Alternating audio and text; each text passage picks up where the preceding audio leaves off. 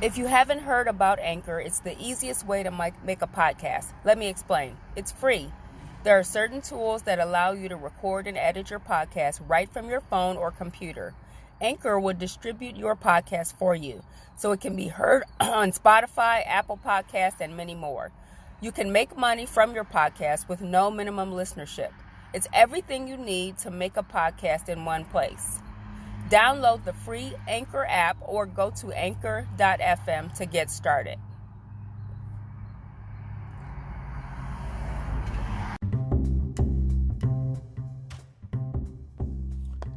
Hello, and welcome to another episode of the Black Girl Happy Planner podcast.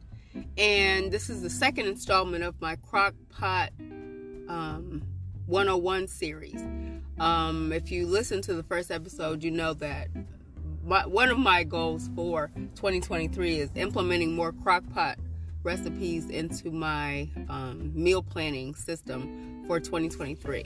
I truly believe that the Crockpot is one of the best inventions ever for cooking. And so I wanted to start this series in the hopes of helping not only others but myself get on the right track in terms of cookbook. Not cookbook. It's early morning. I apologize. In terms of slow cooker and Crockpot usage. And so I recently I follow a blog, Nellie Belly, who she does a lot of meal planning, and she has a slow cooker challenge that she offers for you to become a part of on her email list.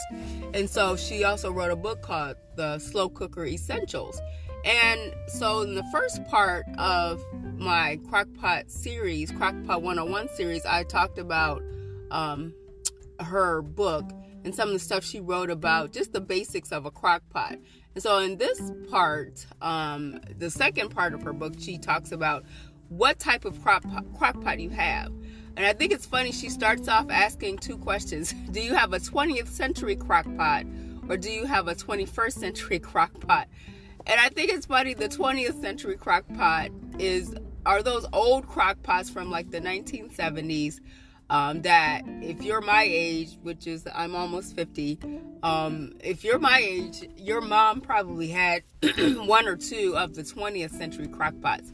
Like they had one kind of temperature gauge, like high, low, were the two options.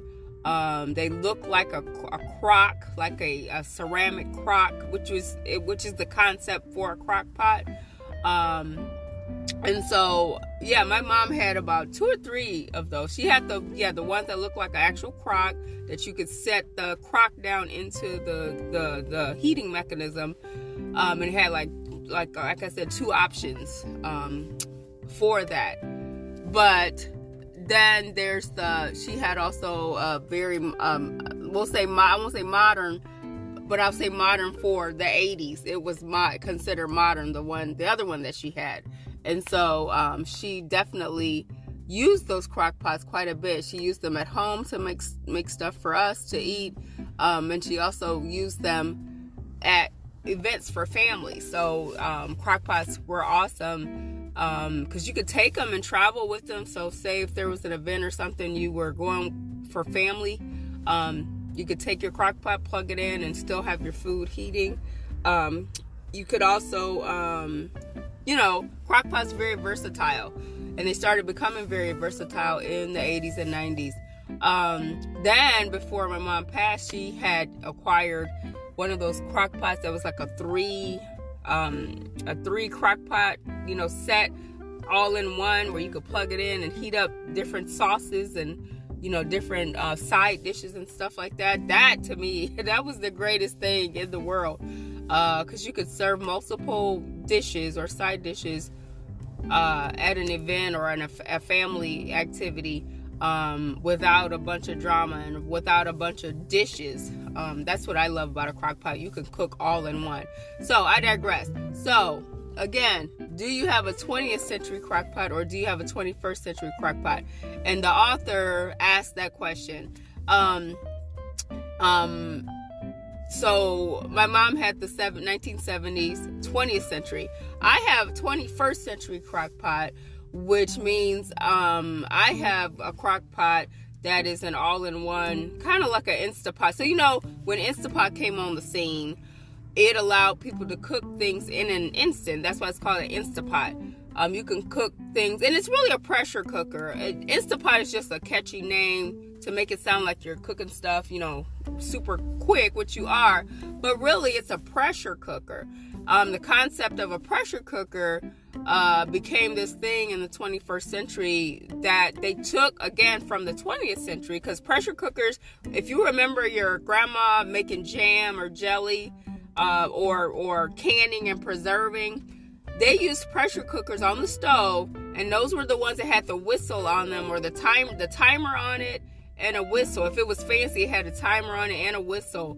And when it was time for the canning to be done, whether it was jellies or fruits or vegetables or what have you, it would whistle really loudly. And just a fun, I don't know if it's fun, but it's just a backstory for myself. My experience with a pressure cooker is not cooking in it, but my grandma one time, she had been canning something. I was visiting for summer, and she had set the pot on the floor, and it was piping hot, and I backed into it accidentally.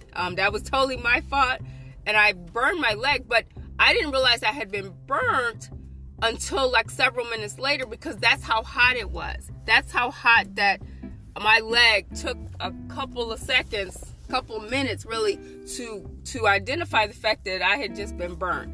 And so my grandparents jumped into quick action. My granddad put some aloe on my leg, and it was just fine. But yeah, that was my experience with pressure cookers.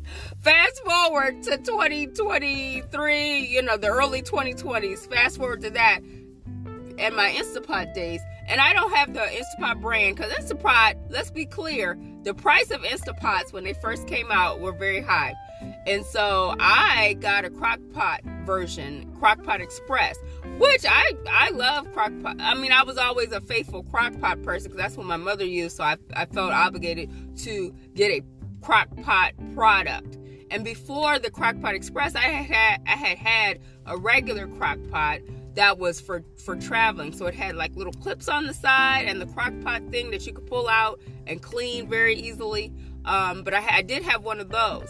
But then I graduated a few years ago to the Crockpot Express, which is the same as the Instapot. It's just the Crockpot brand. And I love that thing, because it has they've upgraded the insert, the ceramic insert. They've upgraded that. And so you can saute in that thing, pre-cooked, like if you have to brown meat or brown some chicken or do things like that, you can do that in the crock pot itself. You don't have to have a separate oven, skillet, all of that stuff. Like, that's what I love about it. So you can brown and do all of that in the crock pot itself. Then you can switch it to crock pot or slow cooker, and then it has all these different buttons you can push for the different types of food that you want to cook. So if it's a soup, if it's a pasta, if it's rice, if it's, whatever it is, if it's meat or poultry, whatever it is, you can click on that on your Instapot or slow cooker and tell it what you're cooking, and voila, it'll go ahead and do that, especially if it's on Instapot mode. Now, if it's on slow cooker mode, you can still do the same thing and push the buttons, but slow cooker, for the record, for those of you who don't know, means that it cooks slower. So it may take several hours. So I've cooked the same dish both on slow cooker mode, if I have time to kill and just sit around waiting for it to get done, and on fast pressure cooker mode. And I love the fact that you have that option. So if you got time on your hands, a couple hours, say it's on the weekend and you cleaning and you doing stuff, around the house, slow cooker mode is perfect, because then you can just go ahead and click on, cut up your ingredients, do what you got to do, and then throw it in, and then put it on slow cooker mode. It could cook for 2 to 3 or 4 hours. But if you want something real quick, say it's a weekday and you want to cook something really quickly, the same dish, you can figure out what the fast cook or pressure cooker mode is, and you can do it that way. So that's the magic. Again, that word magic, because I think crock pots are magic. I might start a blog.